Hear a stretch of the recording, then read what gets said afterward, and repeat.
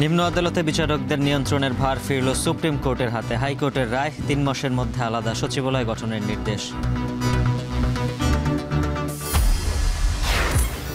2018 সালে দিনের ভোট রাতে করার মাস্টার মাইন্ড ছিল জাবেদ পাটোয়ারি। ট্রাইব্যুনালে জবানবন্দিতে রাজসাক্ষী সাবেক আইজিপি মামুন।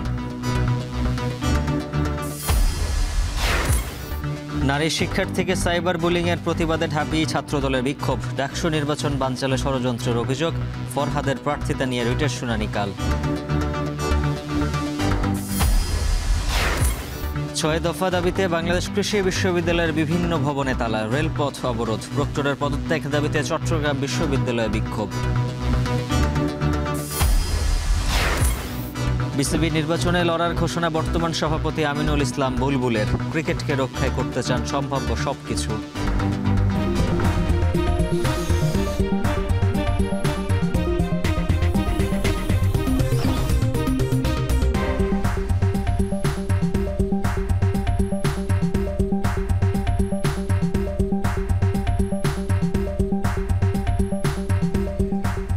স্বাগত। এখন বিকেলে সঙ্গে আছে মুজ্জুল হাফিজ। নিম্ন আদালতের বিচারকের বদলি, পদোন্নতি ও শৃঙ্খলা নিয়ে পঞ্চদশ সংশোধনী ও চতুর্থ সংশোধনীর বিধান বাতিল করেছে হাইকোর্ট। এই অনুচ্ছেদের বৈধতাকে চ্যালেঞ্জ করে ও পৃথক সচিবালয় প্রতিষ্ঠা প্রশ্নে জারি করা রুলের নিষ্পত্তি করে বিচারপতি আহমেদ সোহেলের নেতৃত্বাধীন হাইকোর্ট বেঞ্চ আজ এই রায় দেন। এ রায়কে দেশের বিচারিক ইতিহাসের মাইলফলক বলছেন আইনজীবীরা। আগামী ৩ মাসের মধ্যে বিচার বিভাগের জন্য আলাদা সচিবালয় প্রতিষ্ঠার নির্দেশ দিয়েছেন হাইকোর্ট। বিস্তারিত প্রতিবেদনে। ফ্যাসিস্ট সরকারের পুরো আমল জুড়ে বিচার বিভাগে চলেছে দ্বৈত শাসন। বিচার বিভাগে ছড়ি ঘোরাতেন সাবেক আইনমন্ত্রী আনিসুল হক। এ অবস্থায় শেখ হাসিনার পতনের পরে বিচার বিভাগের আলাদা সচিবালয় প্রশ্নে সংবিধানের ১১৬ অনুচ্ছেদের বৈধতা চ্যালেঞ্জ করে রিট করা হয়। এতে ২০১৭ সালের জুডিশিয়াল সার্ভিসের শৃঙ্খলার বিধিমালার বৈধতাও চ্যালেঞ্জের মুখে পড়ে। এর প্রেক্ষিতে প্রাথমিক শুনানি নিয়ে গত বছরের ২৭ অক্টোবর রুল জারি করে হাইকোর্ট। বিচার বিভাগের নিয়ন্ত্রণ সংক্রান্ত সংবিধানের ১১৬ অনুচ্ছেদের বৈধতার প্রশ্নে জারি করা রুল নিষ্পত্তি করে রায় ঘোষণা করা হয় বুধবার। রায়ে নিম্ন আদালতের বিচারকদের বদলি, পদোন্নতি ও শৃঙ্খলা নিয়ে চতুর্থ ও পঞ্চদশ সংশোধনীর বিধান বাতিল করেছেন হাইকোর্ট। এখন থেকে এই ক্ষমতা থাকবে সুপ্রিম কোর্টের হাতে। অধস্তন আদালতের কর্তৃত্ব সুপ্রিম কোর্টের উপর ন্যস্ত করা উচিত। এটা ঐক্যমত কমিশনের কাজের মধ্য দিয়ে এটা এসছে যে ৩১টি দল এতে একমত। এটাও আমরা আদালতের নজরে এনেছিলাম এবং আদালত তার রায়ে সেটাও উল্লেখ করেছেন। কাজেই সংবিধান সংস্কার কমিশন, বিচার বিভাগ সংস্কার কমিশন এবং এর ফলশ্রুতিতে এই সংস্কারগুলো বাস্তবায়ন করার জন্য যে ঐক্যমত কমিশন, ৩টি কমিশনের কাজের বিচার বিভাগীয় স্বীকৃতি আজকে এক ধরনের পাওয়া গেল। হাইকোর্ট রায়ে আরও বলেন, ৭২ প্রবর্তিত সংবিধানের ১১৬ অনুচ্ছেদে ফেরত না গেলে কোনোভাবেই স্বাধীন হবে না দেশের বিচার বিভাগ। এই রায়ে ১৯৭২ সালে বিচার বিভাগের হাতে যে ক্ষমতা ছিল তা ফেরত আসলো। এতে নির্বাহী বিভাগের হস্তক্ষেপের আর কোনো সুযোগ থাকলো না বলে জানান রিটকারী আইনজীবী। এই রায়ের মাধ্যমে নির্বাহী বিভাগের করায়ত্ত এবং রাজনৈতিক প্রভাব থেকে আমাদের অধস্তন বিচার বিভাগ মুক্তি পেল। একই সাথে আমাদের বিচার বিভাগের অধস্তন অফিসাররা তারা তাদের আত্মমর্যাদা এবং সম্মান ফিরে পেল। যে অধস্তন আদালতের বিচারকদের শৃঙ্খলা, বদলি, ছুটি সবকিছু ন্যস্ত থাকবে সুপ্রিম কোর্টের উপরে, মাঝখানে চলে গিয়েছিল রাষ্ট্রপতির উপরে। আজকের এই রায়ের মাধ্যমে পুনরায় সুপ্রিম কোর্টের উপর ন্যস্ত করা হলো। এ রায়কে ঐতিহাসিক উল্লেখ করে আইনজীবীরা বলেন, বিচার বিভাগ নিয়ন্ত্রণের ক্ষমতা সুপ্রিম কোর্টের হাতেই থাকা উচিত। এই দাবির পক্ষে শক্ত অবস্থান নেবার কারণে বিগত ফ্যাসিস্ট সরকার পদত্যাগে বাধ্য করে দেশ ছাড়া করে সাবেক প্রধান বিচারপতি এস.কে. সিনহাকে। সর্বোপরি এই রায়ে নির্বাহী বিভাগের হাত থেকে বিচার বিভাগ মুক্ত হবার পথ সুগম হল। বাইজিদ সাদ, এখন, ঢাকা। 2018 সালের জাতীয় নির্বাচনে দিনের ভোট রাতে করার মাস্টারমাইন্ড ছিলেন সাবেক আইজিপি জাবেদ পাটোয়ারি। জুলাই গণঅভ্যুত্থানে মানবতা বিরোধী অপরাধের মামলায় সাক্ষাতে তথ্য জানান রাজসাক্ষী সাবেক আইজিপি আব্দুল্লাহ আল মামুন। আন্তর্জাতিক অপরাধ ট্রাইব্যুনাল 1-এ জবানবন্দিতে সাবেক পুলিশ প্রধান আরও বলেন, সাবেক স্বরাষ্ট্রমন্ত্রীর নির্দেশে আন্দোলন চলাকালে বৈষম্য বিরোধী সমন্বয়কদের আটক করে মানসিক নির্যাতন করা হয় এবং টেলিভিশনে আন্দোলন প্রত্যাহারে বক্তব্য দিতে বাধ্য করা হয়। প্রতিবেদনে বিস্তারিত। জুলাই অভ্যুত্থানে মানবতা বিরোধী অপরাধের মামলার আসামি সাবেক আইজিপি চৌধুরী আব্দুল্লাহ আল মামুন যখন রাজসাক্ষী হলেন, তখন থেকেই আলোচনার শুরু কবে তিনি ট্রাইব্যুনালে নিজের দোষ স্বীকার করে শেখ হাসিনার বিরুদ্ধে সাক্ষ্য দেবেন। অবশেষে আসামির কাঠগড়া থেকে বেরিয়ে সাক্ষীর কাঠগড়ায় দাঁড়ালেন তিনি। মঙ্গলবার বেলা 12টার দিকে সাক্ষ্য দেওয়া শুরু করেন জুলাই আন্দোলনের সময় পুলিশ প্রধানের দায়িত্বে থাকা আইজিপি মামুন। শুরুতেই বলেন, 2018 সালের জাতীয় নির্বাচনের আগের রাতে 50% ভোট ব্যালট বাক্সে ভরে রাখতে শেখ হাসিনাকে পরামর্শ দিয়েছিলেন ওই সময়ের আইজিপি জাবেদ পাটোয়ারি। পুলিশ বাহিনীতে গোপালগঞ্জ সিন্ডিকেট নিয়েও কথা বলেন আব্দুল্লাহ আল মামুন। ওই সময়কার আইজিপি জাবেদ পাটোয়ারি সাহেবের পরামর্শে এই রাত্রে 50 ভাগ ভোট ব্যালট বাক্সে সিল মেরে ব্যালট ভরে দেওয়ার সিদ্ধান্তটা নিয়েছিলেন তৎকালীন সরকার, যা বাস্তবায়নের দায়িত্ব দেওয়া হয়েছিল তৎকালীন সংশ্লিষ্ট এলাকার DC, SP, OC, AC land, UNO এবং সংশ্লিষ্ট রাজনৈতিক নেতৃবৃন্দ।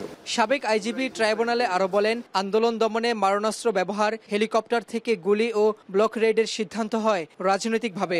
জানান, লেথাল উইপেন ব্যবহারের নির্দেশনা এসেছিল শেখ হাসিনার কাছ থেকে। আর সাবেক ডিএমপি কমিশনার হাবিবুর রহমান ও ডিবি প্রধান হারুন ছিলেন মারণাস্ত্র ব্যবহারে অতি উৎসাহী। এবং ওনার অধীনস্থ বেশ কিছু পুলিশ অফিসার, তার মধ্যে বেশ কয়েকজনের নাম উনি বলেছেন, ঢাকা ডিএমপির বেশ কয়েকজনের ওসির নাম উনি বলেছেন, যারা সরাসরি তৎকালীন স্বরাষ্ট্রমন্ত্রী ইভেন প্রধানমন্ত্রীর সাথে সরাসরি যোগাযোগ করতেন, তাদের কাছ থেকে নির্দেশনা নিতেন। যার কারণে আইজিপি হয়েও, র্যাব প্রধান হয়েও, ঢাকা রেঞ্জের ডিআইজি হয়েও উনি ওনার সাবঅর্ডিনেটদেরকে কন্ট্রোল করতে পারতেন না। সাবেক আইজিপি মামুন জবানবন্দিতে আরো বলেন, র্যাব 1-এ টিএফআই নামে গোপন বন্দিশালা ছিল। ভিন্ন মতের ও সরকারের জন্য হুমকি এমন ব্যক্তিদের ধরে আনা হতো এখানে। এ ব্যাপারে নির্দেশনা আসত প্রধানমন্ত্রীর দপ্তর থেকে। কখনো কখনো নির্দেশনা দিতেন প্রধানমন্ত্রীর সাবেক সচিব তারেক সিদ্দিকীও। আর আয়নাঘরে আটক ও ক্রসফায়ারে হত্যার মতো কাজগুলো করতেন র্যাবের এডিসি অপারেশন ও গোয়েন্দা বিভাগের পরিচালক। প্রধানমন্ত্রীর দপ্তর থেকে তাকে দেওয়া হতো এবং এইটা র্যাবের বিভিন্ন পর্যায়ের অফিসাররা পালন করতেন। অ্যাপস এবং এবং ডিজি ইন্ট ইনারা পালন করতেন। এর আগে চলতি বছরের 24শে মার্চ মেট্রোপলিটন ম্যাজিস্ট্রেট আদালতে স্বীকারোক্তিমূলক জবানবন্দি দেন চৌধুরী আব্দুল্লাহ আল মামুন। তিনি জানান, স্বেচ্ছায় আসামি থেকে রাজসাক্ষী হয়ে সত্য উন্মোচন করতে চান তিনি। এর আগে শেখ হাসিনা ও আসাদুজ্জামান খান কামালের বিরুদ্ধে জুলাই আন্দোলনে আহত শহীদ পরিবারের সদস্য, চিকিৎসক সহ 35 জন সাক্ষ্য দিয়েছেন। এ মাসেই এই মামলার সাক্ষ্য গ্রহণ শেষ হওয়ার প্রত্যাশা জানান প্রসিকিউশন টিম। রাব্বি হোসেন, এখন, ঢাকা। জুলাই আগস্টের বিচারকে সর্বোচ্চ গুরুত্ব দিচ্ছে সরকার। বিচারের গতিও সন্তোষজনক বলে জানিয়েছেন আইন উপদেষ্টা আসিফ নজরুল। সকালে আন্তর্জাতিক অপরাধ ট্রাইব্যুনাল 2-এর মূল ভবনের সংস্কার কাজ পরিদর্শনে এসে আইন উপদেষ্টা বলেন, সংস্কার শেষে দ্বিতীয় ট্রাইব্যুনালের মূল ভবনে জুলাই আগস্টের বিচার কার্যক্রম দ্রুতই শুরু হবে। প্রয়োজনে তৃতীয় ট্রাইব্যুনাল গঠন করা হবে। মঙ্গলবার আইন উপদেষ্টার সাথে ট্রাইব্যুনাল পরিদর্শনে আসেন শিল্প উপদেষ্টা আদিলুর রহমান খান, অ্যাটর্নি জেনারেল মোহাম্মদ আসাদুজ্জামান। উপদেষ্টাদের সংস্কার কাজ ঘুরে দেখান চিফ প্রসিকিউটর তাজুল ইসলাম সহ ট্রাইব্যুনালের প্রসিকিউটররা।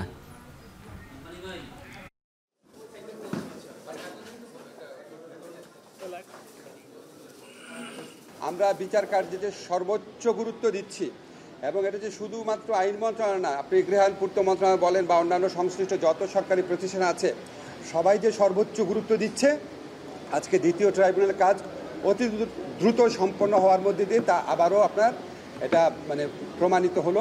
তো আমরা এমনকি এটাও চিন্তা করছি, আমরা এখন 3 সেটটা খালি হয়ে গেলে আমরা আন্তর্জাতিক অপরাধ আদালত 3ও করতে পারি।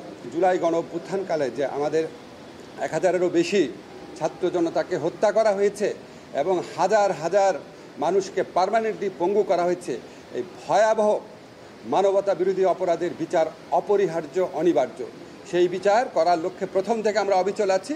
বিচারের যে গতি আছে সেটা আমরা যথেষ্ট সন্তুষ্ট আছি।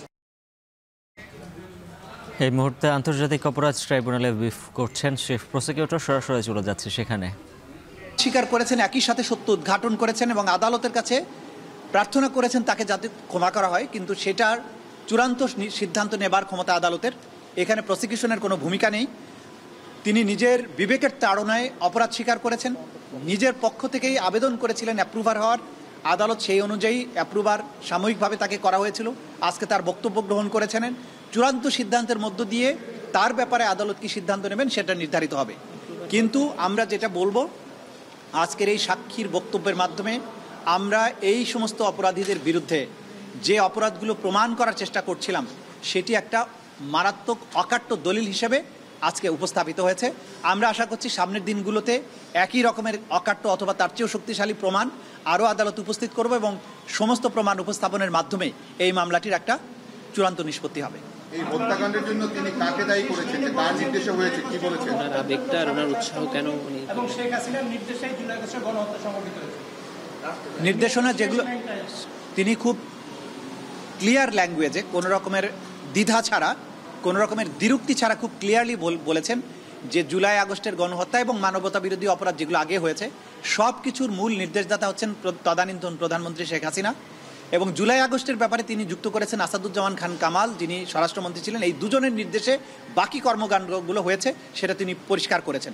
তিনি আরও পরিষ্কার করেছেন পুলিশের মধ্যে কোন কোন কর্মকর্তা অতি উৎসাহী ছিলেন, কোন কোন কর্মকর্তা কমান্ড স্ট্রাকচার ভঙ্গ করে কাজ করতেন, কী ধরনের অপরাধ তারা সংগঠিত করতেন, সব কিছু তিনি ব্যাখ্যা করেছেন। আপনারা আদালতে ছিলেন, আপনারা সবাই শুনেছেন।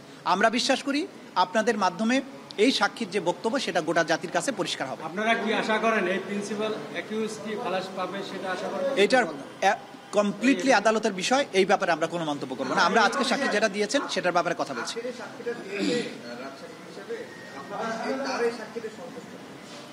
আমরা সন্তুষ্ট অসন্তুষ্ট কোনো কিছুই বলবো না। এটা চূড়ান্ত নিষ্পত্তির সময় আর্গুমেন্টের মাধ্যমে আমরা বলবো সন্তুষ্ট কিনা, এবং আদালত সিদ্ধান্ত নেবেন যে সাক্ষ্য তিনি দিয়েছেন সেটা ট্রু অ্যান্ড ফুল ডিসক্লোজার হয়েছে কিনা। সুতরাং এই স্টেজে জাস্ট কি বলেছেন সেটাই আপনাদেরকে বলতে পারবো, এর উপরে কমেন্ট করার সময় এখনো আসেনি। উনি কয়েকটা মিটিং এ ছিলেন, মানে কোর মিটিং এ। জি, পুলিশের আইজি ছিলেন, র্যাবের ডিজি ছিলেন, উনি ডিআইজি ছিলেন। এই যে পদগুলো উনি ব্যবহার করেছেন এবং রাষ্ট্রীয় যে একটা বড় বাহিনীর উনি প্রধান ছিলেন, সেই সময়ে যে সমস্ত গত 15 বছরে তো অনেক অপরাধ হয়েছে, তো বাহিনীর প্রধান হিসেবে শুধু একটি সাক্ষী দেওয়ার কারণে কি তার আগের সব দায়বদ্ধতা চলে যাবে? এটা আদালত নির্ধারণ করবেন, এটা আদালত নির্ধারণ করবেন। কারণ হচ্ছে আমরা যে মামলাটার এখানে বিচার্য আজকে সেটা হচ্ছে জুলাই আগস্টে যে সংগঠিত মানবতা বিরোধী অপরাধ সেই চ্যাপ্টারটুকু। এর বাইরে গুম এবং এক্সট্রা জুডিশিয়াল কিলিং গত 15 বছরে যা কিছু আছে সেগুলোর কিন্তু আলাদা আবার বিচার আছে। সুতরাং উনি যে মামলায় সাক্ষী দিচ্ছেন সেই মামলার ব্যাপারে যতটুকু বক্তব্য সেটাই আদালত গ্রহণ করবেন এবং সেই অনুযায়ী নির্ধারণ করবেন যে তার ব্যাপারে আদালত কি দৃষ্টিভঙ্গি গ্রহণ করবেন। এটা কমপ্লিটলি আদালতের বিষয়। মনোজি প্রেসিডেন্ট, উনি কোর কমিটির মিটিং হতো স্বরাষ্ট্রমন্ত্রীর বাসায়, সেখানে উপস্থিত থাকতেন। পরে যখন 4 আগস্ট আরও মিটিং হলো, গণভবনে মিটিং হলো, সব জায়গায় তো তিনি ছিলেন। তো তিনি যতই মানে রাজসাক্ষী হিসেবে সাক্ষ্য দেন কিনা, কিন্তু তিনি তো কোনো কিছু বাধা দেননি। মানে এতে কি তার যে জুলাই আগস্টের যে মানবতা বিরোধী অপরাধ সেটাতে কি তার, আপনারা সাংবাদিক হিসেবে প্রশ্ন করতে পারেন যে তিনি কি বক্তব্য দিয়েছেন, তার বক্তব্য গ্রহণযোগ্য হবে কিনা, খালাস হবে কিনা, এটা তার আইনজীবীরা অথবা ডিফেন্সের আইনজীবীরা আর্গুমেন্ট করুক।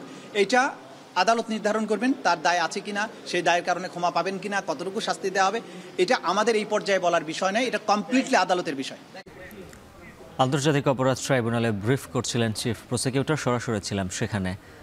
ডাকসু নির্বাচন বানচালের জন্য পরিকল্পিতভাবে মব করে ঢাকা বিশ্ববিদ্যালয়কে অস্থিতিশীল করার চেষ্টা করা হচ্ছে বলে অভিযোগ করেছে ঢাবি ছাত্রদল। আর দায় চাপিয়ে দেওয়ার রাজনীতি থেকে বের হতে ছাত্রদলকে আহ্বান জানিয়েছেন ছাত্র শিবির সমর্থিত ঐক্যবদ্ধ শিক্ষার্থী জোটের ভিপি প্রার্থী সাদিক কায়েম। সকালে রাজু ভাস্কর্য থেকে নারী নিপীড়নের বিরুদ্ধে ছাত্রদলের মিছিল শুরু হয়ে ক্যাম্পাস প্রদক্ষিণ করে প্রশাসন ভবনের সামনে শেষ হয়। দেশের বিভিন্ন ক্যাম্পাসে নারী শিক্ষার্থীদের হুমকি ও সাইবার আক্রমণের অভিযোগে বিক্ষোভ মিছিল পরবর্তী অবস্থান কর্মসূচিতে ছাত্রদল নেতারা বলেন, কোনো প্রতিক্রিয়াশীল গোষ্ঠীর কথায় ঢাকা বিশ্ববিদ্যালয় চলবে না। ডাকসু জাতীয় নির্বাচন যারা বানচাল করতে চাইবে তাদের লাল কার্ড দেখানো হবে। বামজোটের নেত্রীকে গণধর্ষণের হুমকিদাতা শিক্ষার্থীকে গ্রেপ্তার ও একাডেমিক ব্যবস্থা নেওয়ার দাবি জানায় ছাত্রদল। এদিকে ডাকসুকে সামনে রেখে ব্যবসা শিক্ষা অনুষদে প্রচার চালায় ইসলামী ছাত্র শিবির সমর্থিত প্যানেল ঐক্যবদ্ধ শিক্ষার্থী জোট। যে কোনো মূল্যে ডাকসু নির্বাচন অনুষ্ঠানের প্রতিশ্রুতি দেন সাদিক কায়েম। এদিকে SM ফরহাদের প্রার্থিতার বৈধতার বিষয়ে পূর্ণাঙ্গ রিটে শুনানি কাল। জাতীয় নির্বাচনকে যারা বিলম্বিত করবে, ডাকসু নির্বাচনকে যারা বিলম্বিত করতে চাইবে, ঢাকা বিশ্ববিদ্যালয়ের শিক্ষার্থীরা তাদেরকে লাল কার্ড দেখাবে। দুষ্কৃতিকারী এবং কালপিট যারা আছে 9 সেপ্টেম্বর ব্যালটের মাধ্যমে তাদের বিপক্ষে কিন্তু রায় দিবে। আপনারা কি কল্পনা করতে পারেন ঢাকা বিশ্ববিদ্যালয়ের মাটিতে ঢাকা বিশ্ববিদ্যালয়ের একজন শিক্ষার্থী তার মেয়ে সহপাঠীকে গণধর্ষণের ঘোষণা দিচ্ছে প্রকাশ্যে, এবং এখনো পর্যন্ত সে প্রকাশ্যে ঘুরে বেড়াচ্ছে। ঢাকা বিশ্ববিদ্যালয় প্রশাসন এবং রাষ্ট্রীয় প্রশাসন এখনো পর্যন্ত তার বিরুদ্ধে ভিন্ন পরিমাণ কোনো ব্যবস্থা নেয়নি। যারা এই ধরনের দায় দিয়ে দেওয়ার রাজনীতি করছে, আমরা অনুরোধ করবো আপনারা এই দায় দেওয়ার রাজনীতি থেকে বেরিয়ে আসেন, একটা সুস্থতার রাজনীতি বিনির্মাণ করেন, যেটা আমরা ইতিমধ্যে প্রমাণ করেছি। শিক্ষার্থীদের সাথে গ্রামবাসীর সংঘর্ষের পর চট্টগ্রাম বিশ্ববিদ্যালয়ে থমথমে পরিস্থিতি বিরাজ করছে। 144 ধারার মেয়াদ একদিন বাড়িয়েছে স্থানীয় প্রশাসন। এমন অবস্থায় বন্ধ রয়েছে ক্লাস পরীক্ষা। এই অবস্থায় পরবর্তী করণীয় নিয়ে জরুরি সিন্ডিকেট সভায় বসেছে বিশ্ববিদ্যালয় প্রশাসন।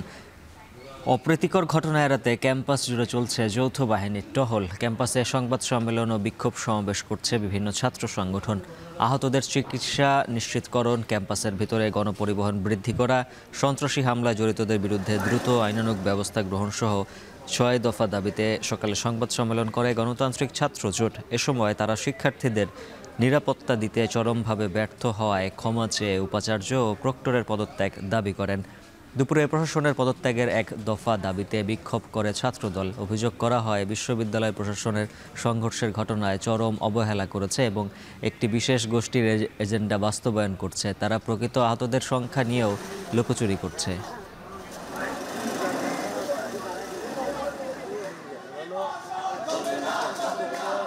কম্বাইন্ড ডিগ্রি প্রদান সহ 6 দফা দাবি আদায়ে বাংলাদেশ কৃষি বিশ্ববিদ্যালয়ের ভেতরে জব্বারের মোড় এলাকায় রেলপথ অবরোধ করেছে বিশ্ববিদ্যালয়ের শিক্ষার্থীরা।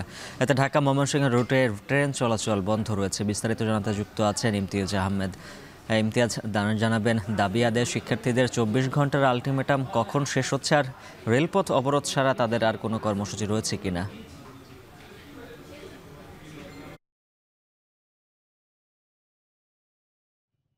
উজ্জ্বল, তাদের 24 ঘন্টা আলটিমেটাম ইতিমধ্যেই কিন্তু শেষ হয়ে গেছে। কোনো ফলপ্রসূ কিছু তারা কোনো আপডেট পায়নি। আমরা সকাল 12টার থেকে কিন্তু কম্বাইন্ড ডিগ্রি সহ 6 দফা দাবিতে বাংলাদেশ কৃষি বিশ্ববিদ্যালয়ের যারা শিক্ষার্থী রয়েছেন তারা জব্বারের মোড় এলাকার রেলপথ অবরোধ করেন এবং এখন প্রায় 4.5 ঘন্টা হতে চলল। ঢাকা ময়মনসিংহ রুটের সম্পূর্ণ ট্রেন চলাচল কিন্তু বন্ধ হয়ে যায় এবং আমরা যা দেখছি যে আসলে এই যে যতই আসলে বেলা গড়াচ্ছে বা দিন গড়াচ্ছে, এই সমস্যার সংকট বা নিরসনে কিন্তু কোনো উদ্যোগ আমরা কিন্তু দেখতে পাচ্ছি না। আমরা যতদূর জানতে পেরেছি যে মহুয়া কমিউটার ট্রেনটি ফাতেমানগর জামালপুর এক্সপ্রেস আউলিয়ানগর, অগ্নিবীণা গফরগাঁও এবং বলাকা কমিউটার যে ট্রেনটি রয়েছে ময়মনসিংহ রেলওয়ে স্টেশনে সেগুলো আটকা রয়েছে এবং শত শত যাত্রীদেরও কিন্তু আসলে দুর্ভোগ পোহাতে হচ্ছে এবং শিক্ষার্থীরা এখনও তাদের দাবিতে অনড় রয়েছে। তারা বলছেন যে যত দ্রুত সম্ভব 6 দফা দাবি মেনে নিয়ে শিক্ষার্থীদের সঙ্গে একটা আলোচনার মধ্য দিয়ে যদি আসলে এই সমস্যাটি যত দ্রুত নিরসন করা যায় এবং এই যে ঘটনাটি শিক্ষার্থীদের উপর হামলার ঘটনার পরে যে তাদের যে আন্দোলনটা চলছে, তারপরে যে সিন্ডিকেট যে বাংলাদেশ কৃষি বিশ্ববিদ্যালয় অনির্দিষ্টকালের জন্য বন্ধ ঘোষণা এবং হল ত্যাগের যে নির্দেশ দিয়েছে তার বিরুদ্ধে কিন্তু শিক্ষার্থীরা আন্দোলন চালিয়ে যাচ্ছে এবং শিক্ষার্থীরা বলছেন যে আসলে এই যে হল ত্যাগের নির্দেশ সেটি আসলে অযৌক্তিক এবং তাদের উপর যে ধরনের আসলে তারা যে দাবিটি করছে সেই দাবিটি কিন্তু আসলে পূরণে কোন রকম পদক্ষেপ কিন্তু সাধারণত প্রশাসনের পক্ষ থেকে কিন্তু আসলে দেখা যাচ্ছে না এবং এই বিষয়টি নিরসনের জন্য কিন্তু আমরা আসলে যতদূর জানি যে একটু পরে আসলে ভেটেরিনারি এবং এনিম্যাল হাজবেন্ডারি অনুষদের যারা ডিন রয়েছে তারা সাংবাদিক সম্মেলন করবেন এবং সাংবাদিক সম্মেলনের পরে আসলে এই বিষয়ে আরেকটু বিস্তর জানা যাবে। তবে এখন পর্যন্ত ঢাকা ময়মনসিংহ রুটে কিন্তু আসলে কোনো রকম ট্রেন চলছে না, সম্পূর্ণ সব ট্রেন চলাচল কিন্তু বন্ধ রয়েছে। উজ্জ্বল। নীলফামারীর উত্তরা ইপিজেডে শ্রমিকদের সাথে পুলিশ সেনাবাহিনীর সংঘর্ষে এক শ্রমিক নিহত হয়েছেন। এ সময় আহত হয় শতাধিক। সংঘর্ষের ঘটনায় নীলফামারী সৈয়দপুর সড়কে যান চলাচল বন্ধ রয়েছে। জানা যায় ইপিজেডের এভারগ্রিন কোম্পানির শ্রমিকরা বিভিন্ন দাবিতে গত কয়েকদিন ধরে আন্দোলন করছিল। এরই জেরে সকালে ইপিজেডের মূল গেটে অবস্থান নেয় শ্রমিকরা। এ সময় অন্য কোম্পানির শ্রমিকদের কাজে যোগদানে বাধা দেওয়া হয়। আইনশৃঙ্খলা বাহিনী পরিস্থিতি নিয়ন্ত্রণের চেষ্টা করলে সংঘর্ষ বাধে। এতে আইনশৃঙ্খলা বাহিনীর গুলিতে হাবিব নামে এক শ্রমিক গুলিবিদ্ধ হন। পরে হাসপাতালে নেওয়া হলে চিকিৎসকরা তাকে মৃত ঘোষণা করেন। নিহত হাবিব ইকো পলিথিন কোম্পানিতে চাকরি করতেন। রাতের ডিউটি শেষে সকালে বাড়ি ফেরার পথে গুলিবিদ্ধ হয় সে। শ্রমিক নিহতের ঘটনায় অসন্তোষ আরও বেড়ে যায়। ইপিজেডের নিয়ন্ত্রণ নিতে সেনাবাহিনীর সদস্যরা শ্রমিকদের ছত্রভঙ্গ করে দেয়।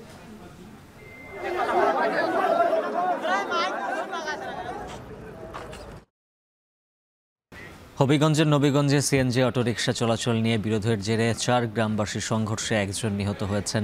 এ ঘটনায় আহত হন আরও অর্ধশতাধিক। দুপুরে উপজেলার রাধাপুর সড়কে সংঘর্ষে ঘটে। নিহতের নাম সাব্বির হোসেন। তিনি রাধাপুর গ্রামের আব্দুর রৌফের ছেলে। পুলিশ জানায় সিএনজি চলাচলের রুট ও পূর্ব বিরোধের জেরে সোমবার রাতে দুই পক্ষের মধ্যে উত্তেজনা তৈরি হয়। এর জের ধরে মঙ্গলবার সকালে মাইকিং করে রাধাপুর ও দিঘলবাগ গ্রাম ও কাকুরা করিমপুর গ্রামের লোকজন দেশীয় অস্ত্রশস্ত্র নিয়ে সংঘর্ষে জড়ায়।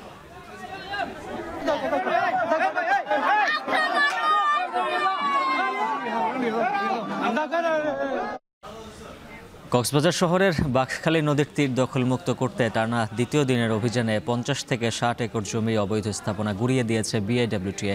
জব্দ করা হয়েছে বিপুল পরিমাণ পাথর। অভিযানের সময় তাৎক্ষণিক উত্তেজনা ছড়িয়ে পড়ে। দখলদারদের ছোড়া ইটের টুকরায় আহত হন এক পুলিশ সদস্য।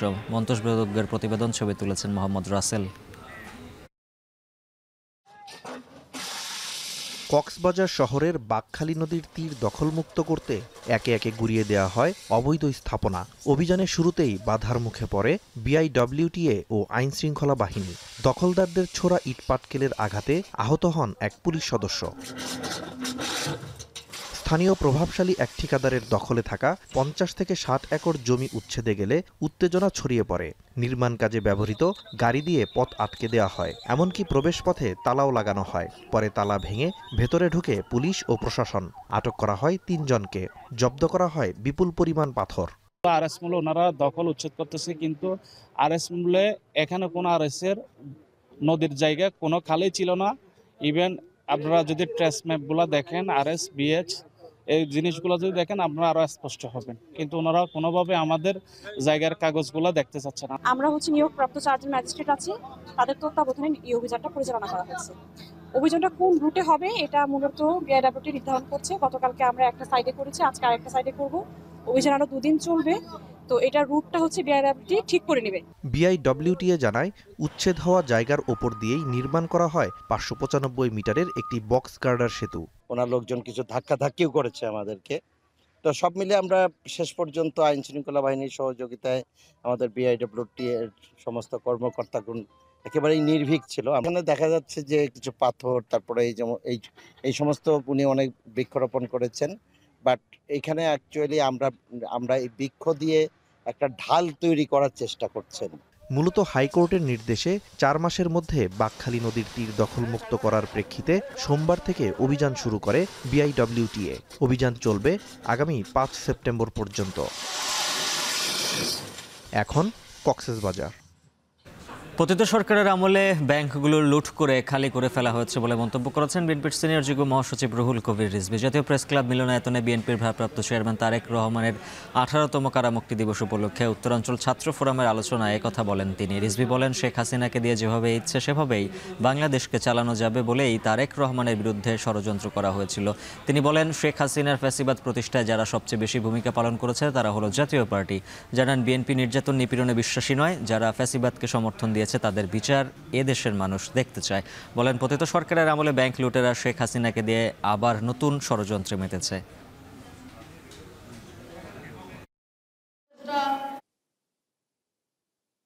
ডাকসু সহ অন্যান্য ছাত্র সংসদ নির্বাচন বানচালে লন্ডন থেকে দিক নির্দেশনা দেওয়া হচ্ছে বলে মন্তব্য করেছেন ছাত্র শিবিরের কেন্দ্রীয় সাধারণ সম্পাদক নুরুল ইসলাম। ছাত্র শিবির ঢাকা মহানগরের উদ্যোগে ডাকসু বাতিলের ষড়যন্ত্র, নারী হেনস্থা, চবি ও বাকৃবিতে শিক্ষার্থীদের উপর হামলা এবং ছাত্র শিবিরের বিরুদ্ধে অব্যাহত মিথ্যাচারের প্রতিবাদে বিক্ষোভ মিছিলের পর সমাবেশে তিনি এ মন্তব্য করেন। নুরুল ইসলাম বলেন, বিগত সময়ে যারা নারী শিক্ষার্থীদের খুন, ধর্ষণ, লাঞ্ছিত করেছে তারাই এখন নারী অধিকারের কথা বলে। এদিকে ডাকসুতে ভিপি প্রার্থী সাদিক কায়েম বলেন, পরাজয় নিশ্চিত জেনে বিভিন্ন বিশ্ববিদ্যালয়ে পতিত ফ্যাসিস্টের দোসর ও নব্য ফ্যাসিস্ট হতে যাওয়া একটি দল ছাত্র সংসদ নির্বাচন বন্ধে ষড়যন্ত্র করছে।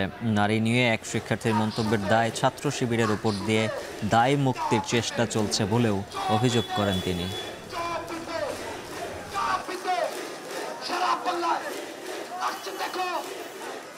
চলতি বছর ডেঙ্গুতে একদিনে সর্বোচ্চ শনাক্তের রেকর্ড হয়েছে সদ্য সমাপ্ত আগস্ট মাসে। বিশেষজ্ঞরা বলছেন, চলতি মাসেও পরিস্থিতি আরও খারাপ হতে পারে। পরিস্থিতি মোকাবিলায় সিটি কর্পোরেশন সহ সংশ্লিষ্ট সব দপ্তরকে একযোগে কাজ করার তাগিদ দিচ্ছেন বিশেষজ্ঞরা। শম্পা বিশ্বাসের প্রতিবেদনে বিস্তারিত। চলতি বছরের জুলাই এবং আগস্টে ডেঙ্গু বেড়েছে সমানতালে, আর তখনই বিশেষজ্ঞরা সতর্ক করেছিলেন এবার সেপ্টেম্বর মাসের শুরুতে বাড়তে পারে ডেঙ্গু আক্রান্তের হার। সেই প্রতিফলনই যেন আগস্টের শেষ দিনে। চলতি বছর একদিনে রেকর্ড 568 জন শনাক্ত হয় গত 31 আগস্ট। এদিন মৃত্যু হয় 4 জনের। বরাবরই বিশেষজ্ঞরা বলেছেন, ডেঙ্গু প্রতিরোধে আরও জোরালো ভূমিকা নিতে হবে সিটি কর্পোরেশনকে, না হলে মারাত্মক হতে পারে ডেঙ্গু পরিস্থিতি। ডেঙ্গু নিয়ন্ত্রণে সব দপ্তরকে একসঙ্গে কাজ করার পরামর্শ তাদের। আমাদের প্রাথমিক এবং মাধ্যমিক পর্যায়ের কোনো হাসপাতাল, স্বাস্থ্যকেন্দ্র চিহ্নিত করা নেই। সব বড় বড় হাসপাতালে, গ্রামাঞ্চলে আছে প্রাথমিক স্বাস্থ্যসেবা কেন্দ্র, কমিউনিটি ক্লিনিক, ইউনিয়ন স্বাস্থ্যকেন্দ্র। দ্বিতীয় মাধ্যমিক পর্যায়ের আছে, বা ওটা প্রাথমিকও বলতে পারে, উপজেলা হেলথ কমপ্লেক্স, জেলা হাসপাতাল আছে, আর অধিকাংশ জায়গায় মেডিকেল কলেজ হাসপাতাল আছে। তাহলে এটা ওখানে যদি আপনি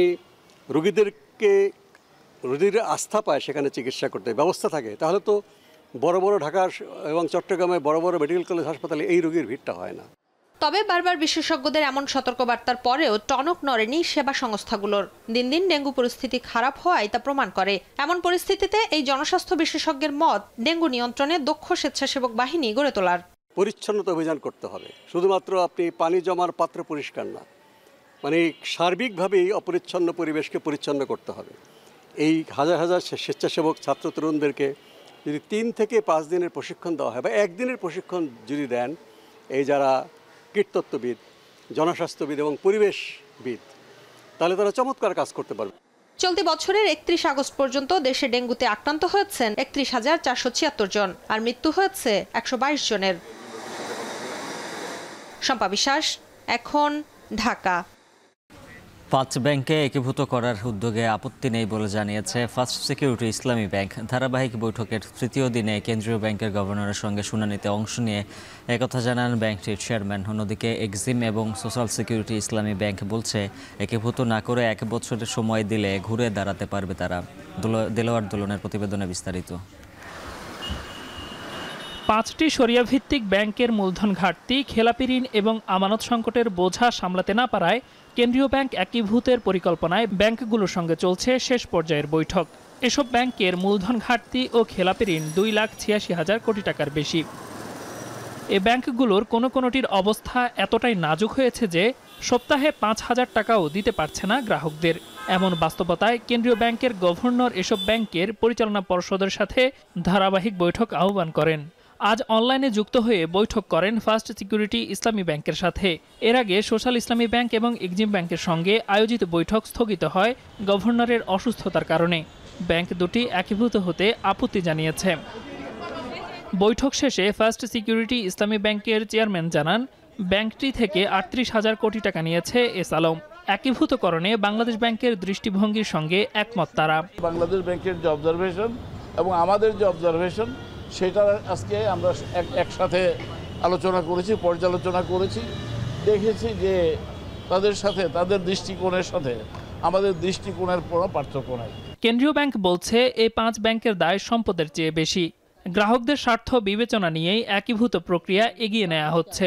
এন্ড অফ আগস্টে 8 মাসে যদি তারা একটা অগ্রগতি বা উত্থান দেখাতে পারত, তবে অবশ্যই বাংলাদেশ ব্যাংক ওই সিদ্ধান্তে বের হয়ে আসতে পারত। কিন্তু কোথাও কিন্তু ভালো কিছু ইন্ডিকেটর দেখতে পাচ্ছি। এদিকে বাংলাদেশ ব্যাংকের সঙ্গে এক বৈঠক শেষে এবিবি চেয়ারম্যান জানান, নতুন উদ্যোক্তাদের অর্থায়নে ভেঞ্চার ক্যাপিটাল গঠন করছে বাংলাদেশ ব্যাংক। 650 কোটি টাকা নিয়ে এ ফান্ড গঠন হচ্ছে। 650 কোটির একটা ফান্ড নিয়ে আমরা যাত্রা শুরু করতে যাচ্ছি। ওভারঅল এটা ফিউচারের দিকে তাকালে বাংলাদেশে কত উদ্যোক্তা আছে তাদের মূলধন নেই, তাদের জন্য এই প্রতিষ্ঠান থেকে ভেঞ্চার ক্যাপিটাল ফার্ম তাদের জন্য ইকুইটি বিনিয়োগকারী হিসাবে ওখানে থাকবে। 5 ব্যাংক একীভূত প্রক্রিয়ার প্রাথমিক ব্যয় ধরা হয়েছে 35,000 কোটি টাকা। একীভূত হলে এ 5 ব্যাংকের নাম হতে পারে ইউনাইটেড ইসলামী ব্যাংক বা আল ফাতাহ ব্যাংক। দেলোয়ার দোলন, এখন, ঢাকা। আসন্ন বিসিবি নির্বাচনে নাটকীয় মোড়। এবার নির্বাচনে প্রতিদ্বন্দ্বিতা করার ঘোষণা দিলেন বর্তমান সভাপতি আমিনুল ইসলাম বুলবুল। এর আগে বিভিন্ন সময়ে স্বল্প মেয়াদে দায়িত্ব নিয়েছেন জানালেও এবার সব সুর পাল্টালেন তিনি। আরিফুল ইসলাম সাহাবের প্রতিবেদন। আমিনুল ইসলাম বুলবুল নামটা দেশের ক্রিকেট ইতিহাসের গর্বিত অংশ। কারণটা সবার জানা। এরপর দেশের ক্রিকেটে বুলবুলের লম্বা বিরতি। আইসিসির গুরুত্বপূর্ণ দায়িত্বে দীর্ঘদিন ভূমিকা রেখেছেন, সফল হয়েছেন, অর্জন করেছেন আইসিসি কর্তাদের আস্থা। বিশ্ব ক্রিকেটে গুরু দায়িত্ব পালন, সম্মান, মর্যাদা সবকিছুই ছিল হাতের নাগালে। তবু কি যেন নেই, কি যেন নেই এর শূন্যতা, হাহাকার। বৈশ্বিক মঞ্চে সফল হলেও দেশের ক্রিকেটে অবদান রাখতে না পারার বেদনায় প্রতিনিয়ত পড়েছেন আমিনুল ইসলাম বুলবুল। একাধিক সাক্ষাৎকারে বিসিবির হয়ে কাজ করার আগ্রহ আকুতি প্রকাশ করলেও অজানা কারণে লম্বা সময় ডাক পড়েনি তার। অবশেষে বিসিবির নেতৃস্থানীয় পর্যায়ে পালাবদল আর ক্রীড়া মন্ত্রণালয়ের হস্তক্ষেপে কয়েক মাস আগে অনেকটা আকস্মিকভাবেই বিসিবির সভাপতির দায়িত্ব দেওয়া হয় আমিনুল ইসলাম বুলবুলকে। কিন্তু দায়িত্ব নেয়ার পর নিজের প্রথম সংবাদ সম্মেলনে বুলবুল বলেছিলেন তিনি এসেছেন টি-20 খেলার জন্য। অক্টোবরের প্রথম সপ্তাহে আমরা ইনশাআল্লাহ ইলেকশন করব এবং প্রপার ইলেকশনই করব। এখানে সভাপতি ইলেকশন হয় না, এখানে ডিরেক্টরের ইলেকশন হয়। সেটা প্রথম লক্ষ্য এবং সেখানে থাকার চেষ্টা করব। পরবর্তী যদি সুযোগ হয় আমি চেষ্টা করব যেভাবেই হোক বাংলাদেশকে সার্ভ করার জন্য। তবে সময়ের পরিক্রমায় পরিস্থিতি পাল্টেছে। সময় গড়ানোর সাথে সাথে বুলবুল বিসিবির যাবতীয় সমস্যার গভীরে ঢুকেছেন, চাক্ষুষ করেছেন নানান প্রতিবন্ধকতা। বিসিবিতে পালাবদলের হাওয়া বইছে। আসন্ন নির্বাচন নিয়েও সরগরম বিসিবি, কিন্তু নির্বাচন নিয়ে বরাবরই অনাগ্রহ দেখিয়েছেন বুলবুল। তবে যেই দেশের ক্রিকেট তাকে তারকা খ্যাতি দিয়েছে, যার জন্য তিনি আইসিসির দায়িত্ব ছেড়ে দেশে ফিরেছেন, শেষ পর্যন্ত সেখান থেকে আর দূরে সরতে পারলেন না। ঘোষণা দিলেন বিসিবি নির্বাচনে অংশ নেয়ার। বিসিবি নির্বাচন নিয়ে হইচই বেড়েছে ক্রিকেট পাড়ায়। তবে কদিন আগেও বিসিবি নির্বাচন ছিল বলতে গেলে তারকা শূন্য। তবে কিছুদিন আগে তামিম ইকবালের ঘোষণার পর আমিনুল ইসলাম বুলবুলও নির্বাচন করার ঘোষণা দেয় এবার বোর্ডের পরিচালনা কমিটির নির্বাচন বাক নিল নতুন মোড়ে। ক্রিকেট প্রেমীরা এখন দেশের প্রথম সেঞ্চুরিয়ানের সাথে দেশসেরা ওপেনারের মধুর লড়াই দেখার অপেক্ষায়। নাকি সবাই মিলে কাঁধে কাঁধ মিলিয়ে একসঙ্গে দেশের ক্রিকেটকে এগিয়ে নেবেন, সেই প্রশ্নটা তোলা রইল ভবিষ্যতের জন্য। আরিফুল ইসলাম সাহাব, এখন। শেষ করব এখন বিকেল। তার আগে শিরোনামগুলো জানিয়ে দিচ্ছে আরও একবার। নিম্ন আদালতে বিচারকদের নিয়ন্ত্রণের ভার ফিরল সুপ্রিম কোর্টের হাতে। হাইকোর্টের রায়, 3 মাসের মধ্যে আলাদা সচিবালয় গঠনের নির্দেশ।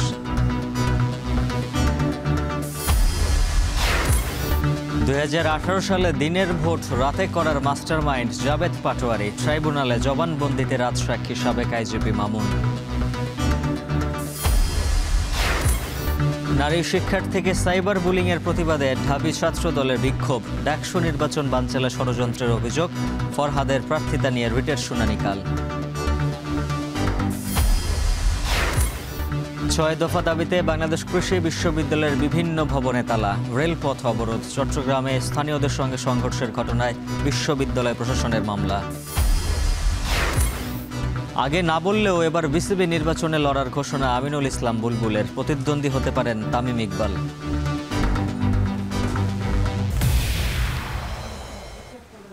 আর এই ছিল এখন বিকেলের আয়োজন। এখন টেলিভিশন ওয়েবসাইটে দেখুন এখন.tv, ফেসবুকে দেখুন facebook.com/tv.এখন, সরাসরি ইউটিউবে দেখতে ভিজিট করুন youtube.com/c/echontv।